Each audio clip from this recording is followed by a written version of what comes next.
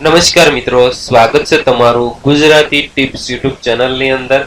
તો મિત્રો, આજે આપણે આ વિડીયોની અંદર BAPS નું પૂરું નામ શું છે અને BAPS વિશેના ખૂબ જ અગત્યના પ્રશ્નો વિશે વાત કરીશું. તો મિત્રો, વિડીયો પસંદ હોય તો વિડીયોને લાઈક અને શેર કરવાનું ભૂલશો નહીં.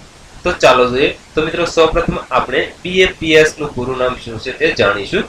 તો મિત્રો, B નો મતલબ થશે બોચાસણ નિવાસી, A નો મતલબ થશે અક્ષર, P નો મતલબ થશે પુરુષોત્તમ અને S નો મતલબ થશે સ્વામિનારાયણ સંસ્થા.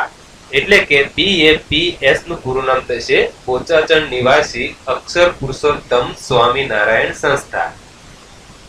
હવે મિત્રો, આપણે BAPS વિશેના અગત્યના પ્રશ્નો જોઈએ. તો પહેલો પ્રશ્ન, BAPS ની સ્થાપના ક્યારે થઈ હતી? તો મિત્રો, 5 જૂન 1907 ની અંદર BAPS ની સ્થાપના કરવામાં આવી હતી. BAPS ની સ્થાપના કોણે કરી હતી? તો શાસ્ત્રીજી મહારાજે 5 જૂન 1907 ની અંદર BAPS ની સ્થાપના કરી હતી. 3. BAPS નું મુખ્ય મથક એટલે કે વડું મથક અથવા તો મુખ્યાલય ક્યાં આવેલું છે? તો એ અમદાવાદની અંદર આવેલું છે.